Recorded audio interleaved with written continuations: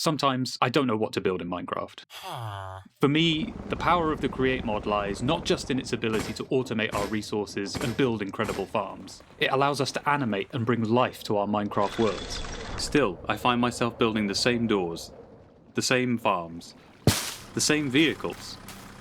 On the hunt for inspiration, I'm bringing Arc Raiders to Minecraft. What does a third-person extraction shooter about fighting robots have to do with the Create mod? Well, you can extract from Arc Raiders in 3 ways. The cargo elevator, the metro station, and the air shaft. What else has elevators, trains, and giant fans? That's right, the Create mod. So today I've come to this wintry wonderland to build those extracts in Minecraft. And the reason I'm doing this is because these extracts are a great example of Create Stone. The bringing together of the Create mod and Redstone, a completely new and original term that I'm definitely not stealing from Buildstone. Also nothing to do with the fact that I've been playing a ton of Arc Raiders. Let's head topside. Here I am after 3 successful raids attempting to head home. First you hit a call button to summon the extract, which causes it to light up and make a bunch of noise. I generally then cower in a bush until the doors open, and then scurry inside. Once inside, you have to interact with a console for a number of seconds, and if you can do this successfully without being shot, blown up, or beaten to death, you get to return to the raider colony Speranza.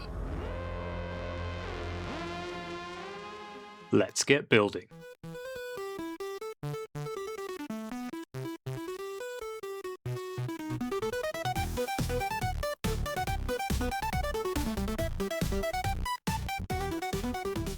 For stage 1 we need to build the 3 extracts, have them callable by the player, and have them light up and make a bunch of noise. Easy, right? The tricky part is stage 2, but I guess I'll figure that out later, because all this flashing and clanging behind me can only mean one thing. Stage 1 is complete. Each one of these extracts provide a great opportunity to talk about the different ways we can use Create to animate our builds. If we look at the elevator, when we press the button, the lights and the sound start up, and after some time the doors all fold inwards, and we can enter the extract. You've probably seen the door system 1,000 times. Each door is attached to a mechanical bearing that's hooked up to a sequence gear shift and a gear shift. The important part here is that the mechanical bearings are all set to only place when the anchor is destroyed, which keeps the doors in their contraption state. This is really useful for us as builders, as we can sneakily place blocks on top of the contraption, allowing us to better blend the doors into the build. Create makes the redstone part of this build really simple. The flashing lights and the sounds that the elevator makes are just 2 redstone clocks, and we can call these both with the same redstone link. The whole process is a simple redstone sequence called when the player hits the button, the light and sound link is activated, then we use a pulse repeater to wait for a specified number of seconds, turn the light and sound off, and activate the doors. You might also notice that I've set up a piston to pull the elevator down once the player's inside. Now I'm aware that a piston is not an elevator, but we will address that later in the video. Already the combination of Create and Redstone is resulting in a door that's just that little bit more interesting. But let's make things more complicated and tackle the air shaft. The added complication here is that our fan starts at full speed and we need it to slowly come to a stop so that the player can enter. And the way I've done it is with this tower of adjustable chain gear shifts. When powered, the adjustable chain gear shift doubles the rotational speed along its chain drive line, and then it doubles, and then it doubles, and then it doubles, and then it doubles, and then it doubles, and then it doubles.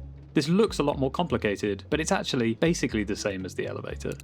Adjusting the RPM of our contraptions is a nice way to add more life, and it's one of the reasons why, when designing things in creative, you always have to be mindful of where your power is going to come from in survival. Now let's look at the hardest one, the metro. And it's the hardest because we're dealing with a train. We press the button on the platform, and I am getting very sick of hearing these sounds. And eventually the train pulls up to the platform, which mercifully stops the lights and noise, and the doors on the train and on the platform open.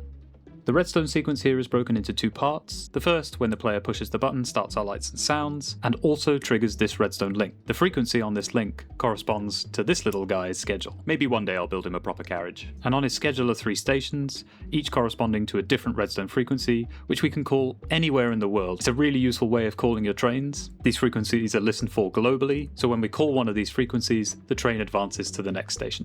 I've attached a redstone contact to the train, which triggers the second part of the sequence as it approaches the platform. The contact on the platform sends out a signal to stop the light and sounds, and reverses the direction on the 2 gantries that control the platform doors. So far so easy, right? So let's make things a little more complicated. Stage 2. What happens when the player is inside the extract? We need to create a console that the player has to interact with, preferably holding them in place, like it does in Arc Raiders, that then activates the extract after 5 or 6 seconds. My original plan was to detect a player turning the pages of a book on a lectern, using that to unlock a hopper to count items, and when reaching the required amount, close the extract. The problem with this is that you can turn the pages very fast. And this leads to counting errors because you skip redstone emissions, it's a mess. Next, I tried using analog levers, which would require you to rapidly click on 2 levers, fully charging them and turning off a redstone output. But I found these circuits to be a little bulky, but we finally find our answer in the redstone linked controller. The linked controller lets you input 6 different link frequencies that can then be accessed by the matching button inputs. The best part is that the controller can go on a lectern, we can interact with that controller when it's on the lectern, and I can't move when I'm interacting with the controller. I can look around, but I think this is as close as you can get to simulating how it works in Arc Raiders. Let's give it a try.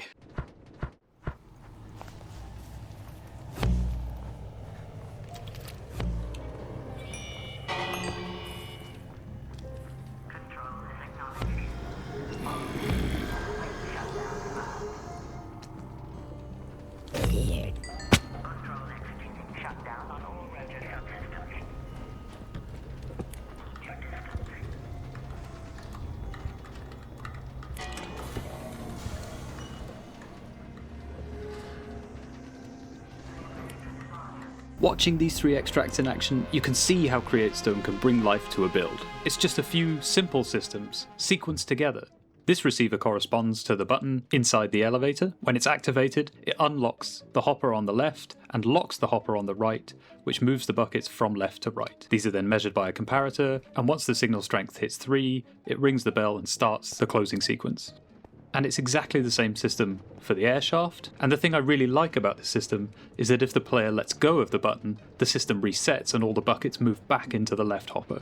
You could tie the signal coming out of the comparator to some lights or sounds, and that would make a really neat activation sequence for a factory startup. We use the same system for the train, but with one small difference. We have to disassemble the train when it comes into the platform so that we can use the link controller and then assemble it again when it journeys on its way. Remember when I said that a piston isn't really an elevator and that we'd address it later on in the video? Well, that moment is now. Assembling and disassembling the train made me think, is it possible to assemble and disassemble an elevator?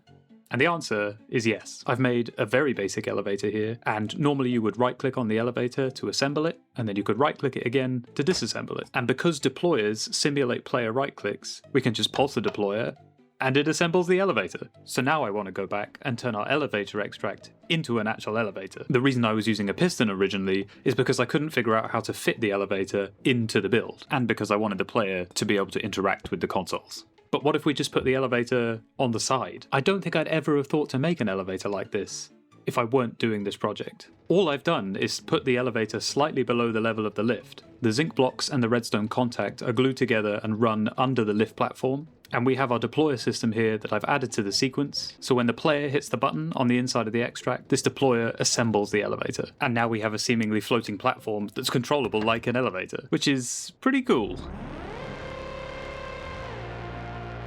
Whilst these builds might not be the most complicated thing I've ever built, taking inspiration from Arc Raiders has given me so many ideas for future CreateStone projects. If we can assemble and disassemble both the elevator and the train, maybe we can make a train elevator? Is that a thing? Let me know if this video has given you ideas for CreateStone projects or other things you want me to try and build, from real life, games, TV, films. The wackier the better. These videos take quite a bit of time to produce, so subscribe to get updated when the next one comes out. Please like the video, comment your ideas. I really hope you enjoyed this one, and I will see you next time.